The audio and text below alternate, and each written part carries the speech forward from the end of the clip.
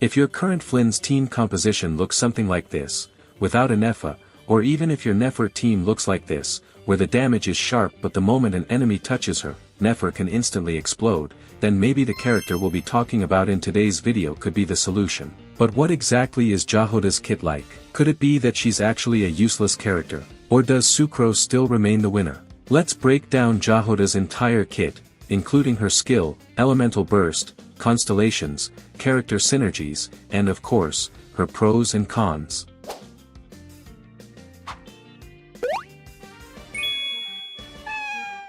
Jahoda is a 4-star Anemo support character who wields a bow. Her role in the team is, of course, as a healer, while also boosting the active character's elemental mastery. But that's not all, she can also contribute additional damage and provide consistent elemental application through her elemental burst. Jahoda has a base HP of around 9,600, a base attack of 223, and her ascension stat is healing bonus. That's why Jahoda can be the perfect solution to complete your sustainable Flynn's or Nefer team. Jahoda's basic attack isn't anything special, since the core of her kit lies in her elemental skill and elemental burst. Her normal attack simply fires arrows and performs 3 consecutive shots. Meanwhile, her elemental skill makes Jahoda dash forward and enter shadow pursuit mode. When enemies affected by pyro, hydro, electro, or cryo are nearby, she begins charging her canister until it's full. When the duration ends, or if you press her skill again, Jahoda will attack nearby enemies and release the stored energy in her canister. However, if the canister is already full, the elemental skill will end automatically, dealing stronger Anemo damage. But that's not all. When the active moon sign on your character is Ascendant Gleam, and Jahoda's canister becomes full, she won't immediately end her elemental skill duration. Instead, she will periodically throw fluffy meow balls, dealing elemental damage around nearby enemies based on the element she previously absorbed.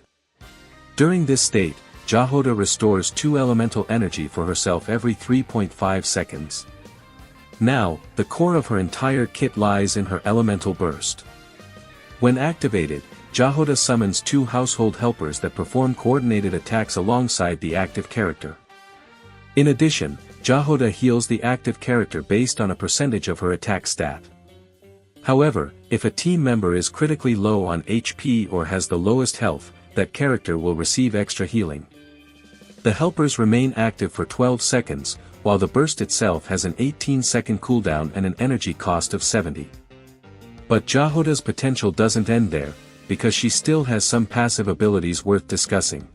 For Jahoda's A1, if your team includes Pyro, Hydro, Electro, or Cryo characters, the helpers summoned by her elemental burst, which perform healing and coordinated attacks, will gain enhanced effects depending on the number and type of those elements in your party. For example, if your team primarily consists of Pyro characters, the coordinated attack damage from her burst will increase by 130% of its base value, and its element will be converted into Pyro. If your team is mostly Hydro, the healing amount will increase by 120% of its normal value. If Electro characters are the majority, Jahoda's number of personal assistants will increase from 2 to 3.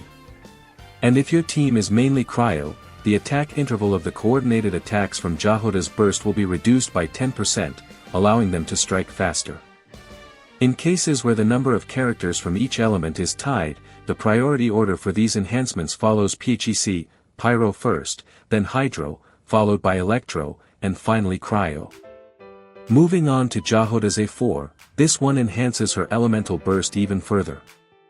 When both of Jahoda's personal assistants successfully heal the active character, and that character's HP exceeds 70% or more, Jahoda will grant that character an additional 100 elemental mastery for 6 seconds. As for her overworld passive, it reduces the expedition time in the Nadrakai region by 25%. Oh, and one more thing, when you include Jahoda in your team, the team's moon sign level increases by 1. For a 4-star unit in Genshin, Jahoda might feel a bit underwhelming at C0. So, how does her performance scale as her constellations increase? And which constellation level is enough to bring out her full potential? Let's take a look. When Jahoda's constellation 1 is unlocked, her elemental skill gains an additional effect. When her fluffy Meow Balls are active under the Ascendant Gleam Moon sign, these Meow Balls have a 50% chance to bounce and hit another nearby enemy. Her Constellation 2 enhances her A1 passive. It allows 2 enhancement effects from her elemental burst to be active simultaneously. For example, if your team consists of Pyro, Hydro, Electro, and Jahoda, then both the Pyro and Hydro effects will activate at the same time, meaning her coordinated attack damage and healing power will both increase together. Constellation 3 increases the level of Jahoda's elemental burst by 3, which is important as it directly improves the amount of healing she provides. With Constellation 4, whenever the coordinator helpers from her elemental burst undergo elemental conversion, Jahoda will restore 4 elemental energy to herself. Finally, Constellation 6 grants a powerful buff. Every time Jahoda uses her elemental skill and fills her canister to maximum, she increases crit rate by 4% and crit damage by 40% for 20 seconds, specifically benefiting Nodcry characters on the team. So, looking back at her constellations, it seems that C6 is the most ideal one to aim for. This is because Nodcry characters will gain extra crit rate and crit damage for free, something highly valuable for DPS units like Flynn's and Nefer. Although the buff is quite restricted, those additional crit stats help both of these DPS characters deal more consistent damage overall. However, since C6 might be difficult to obtain for some players, especially for those who won't be pulling on the Luna 3 or patch 6.2 banners, C2 is already a good stopping point, even if it's not the maximum potential. For Flynn's and Nefer teams in particular, C2 is already useful. Because sustain options in Nodcry-based teams can be quite limited. The extra healing provided by C2 helps keep the active character alive, making rotations smoother and more stable. But the real question is Jahoda actually better than Sucrose? In general team compositions, Sucrose clearly takes the lead, mainly because of her elemental damage bonus from C6 and her ability to significantly boost elemental mastery for the whole team. Sucrose remains the stronger character in general scenarios. Jahoda stands out as a comfortable and synergistic pick when your DPS lineup revolves around Nodcry characters like Flynn's or Nefer. When it comes to finding the right team for Jahoda, it's clear that she synergizes best with Flynn's and Nefer. For Flynn's team, Sucrose is technically the stronger option, but only if you have a Nefer to act as a shielder. However, for players who don't own a Nefer or simply feel uncomfortable playing without a source of sustain, Jahoda becomes the perfect alternative. The same applies to Nefer's team. Continuous healing and periodic HP recovery, combined with an elemental mastery boost, are greatly appreciated by Nefer's Lunar Bloom damage, allowing her to deal more consistent and reliable output during longer fights. As for non-Nodcry teams, Jahoda can still fit into almost any composition since her core role is to provide sustain. However, if she's the only Nodcry character on the team and the active moon sign is Nascent Gleam, her extra energy regeneration passive from her elemental skill will not activate, which may slightly disrupt your rotation. Therefore, for non-Nodcry teams, Sucrose remains the better choice overall. Not only can she provide elemental mastery to her teammates, but she also grants additional elemental damage bonus, making her a more efficient pick for reaction-based team compositions. Overall, Jahoda is a very comfortable unit to use if you're playing Nodcry characters, since she provides reliable healing. For players who feel uneasy using Sucrose in their Flynn's or Nefer teams, Jahoda finally brings the much-needed sustain that makes gameplay smoother and more forgiving. Her healing type is continuous, meaning you can comfortably execute combos without worrying about your main DPS's HP dropping too low. Thanks to this constant healing, your DPS's HP will generally stay above 70%, which also activates her A4 passive, granting the active character 100 elemental mastery for 6 seconds. Jahoda is also very easy to play.